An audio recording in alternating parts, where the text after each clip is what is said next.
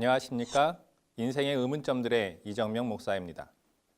오늘은 보이지 않는 하나님을 어떻게 믿을 수 있는지에 대해 함께 살펴보겠습니다. 많은 사람들이 하나님이 보이면 믿겠다고 말합니다. 하나님이 보이지 않으니 믿을 수 없다는 것입니다. 또한 하나님이 자신들을 위해 아무것도 하신 일이 없다고 말합니다. 이러한 주장에 대해 욥기 34장 14절은 이렇게 대답합니다. 그가 만일 자기만 생각하시고 그 신과 기운을 거두실진대 모든 혈기 있는 자가 일체로 망하고 사람도 진토로 돌아가리라. 만약 하나님이 계시지 않아서 아무것도 하지 않으신다면 세상의 모든 것은 존재할 수 없다는 것입니다. 어느 산에 호랑이가 있다는 것을 증명하는 것과 없다는 것을 증명하는 것, 어느 것이 더 어려울까요? 호랑이가 없다는 것을 증명하는 것이 쉽다고 생각하는 경우가 많은데 정말 그럴까요? 사실 그 산에 호랑이가 없다는 것을 증명하는 일은 불가능에 가깝습니다. 그 산에 호랑이가 없다는 것을 증명하려면 그 산 전체를 한 곳도 빼지 않고 샅샅이 다 뒤져서 호랑이가 없다는 것을 완전히 확신한 뒤에라야 비로소 호랑이가 없다고 말할 수 있기 때문입니다. 그런데 호랑이가 없다는 결론을 내린 직후 호랑이가 다른 곳에서 그 산에 다시 나타난다면 그동안의 고된 조사는 헛수고가 되어버립니다. 하지만 호랑이가 있다는 것을 증명하는 일은 아주 간단합니다. 어느 한 사람이 그 산에 갔다가 호랑이를 만났던 이야기를 한다면 그 산에 호랑이가 있다는 증거가 됩니다. 굳이 산 전체를 다 찾아볼 필요가 없는 것입니다. 결론적으로 있다는 것을 증명하는 것이 없다는 것을 증명하는 것보다 쉽습니다. 하나님의 존재에 대한 증명도 이와 비슷합니다. 우리 눈에 하나님이 보이지 않는데 하나님이 존재하십니까? 네, 하나님은 분명히 존재하십니다. 그런데 정작 하나님은 자신의 존재를 증명하려 하지 않으십니다. 다만 하나님께서 존재하시기 때문에 하나님을 만난 믿을 만한 사람, 그런 사람들을 가지고 계신 것입니다.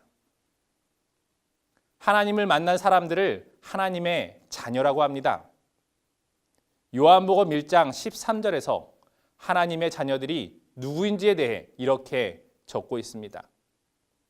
이는 혈통으로나 육정으로나 사람의 뜻으로 나지 아니하고 오직 하나님께로부터 난 자들이니라. 하나님께로부터 태어났기 때문에 하나님의 자녀일 수밖에 없습니다. 만약 한 사람이 하나님의 존재를 받아들이지 않는다면 이렇게 반문할 수 있을 것입니다. 넌 아버지가 계시니? 네. 그럼 넌 아빠가 계신 것을 어떻게 하니? 그러니까 매일 만나 뵙고 제가 생활 가운데 필요한 것들을 공급해 주시고 그렇다면 아빠를 본 적도 없고 아빠에게 무엇을 받아본 적도 없는 사람은 아버지가 없습니까? 아버지 어머니가 계시다는 확실한 증거는 무엇입니까? 바로 자신의 존재 자체가 부모의 존재에 대한 확실한 증거입니다. 어떤 아이가 태어난 후 사람이라고는 전혀 없는 곳에 버려져 자랐습니다. 하지만 그 아이는 지성적, 인격적 요소를 가지고 자랐습니다. 그런데 주위에는 자신을 닮은 존재는 하나도 없습니다. 그렇다면 이 아이는 자신을 어떻게 인식하고 자신의 존재 방법이 뭐라고 생각할까요? 그는 자신이 어떻게 존재하게 되었는지 전혀 모릅니다. 하지만 자신이 존재하고 있다는 사실은 부인할 수 없습니다. 그래서 불갑을 이미 존재하고 있는 결과에서 자기 존재의 원인을 추리할 수밖에 없습니다. 어떤 결론에 도달할까요? 만약 그가 자신과 같은 이성을 만나 자녀를 낳게 된다면 이 경험을 통해 자기도 자신과 같은 모양을 가진 어떤 존재에 의해 태어났다고 추리할 수 있을 것입니다. 하지만 전혀 그렇지 못한 경우는 어떨까요? 몇 가지 가능성을 생각할 수 있을 것입니다. 첫째, 나는 스스로 존재했다. 둘째, 나는 우연히 존재하여 진화했다. 셋째, 똑똑하다면 다른 동물들이 같은 모양의 새끼를 낳는 것을 보고 혹시 자기도 자신과 같은 형상을 가진 어떤 존재에 의해 태어났다고 생각할 수 있을 것입니다. 사람은 부모가 자기의 존재 원인을 자기 앞에 존재해 있지 않으면 자신을 올바로 인식할 수 없습니다.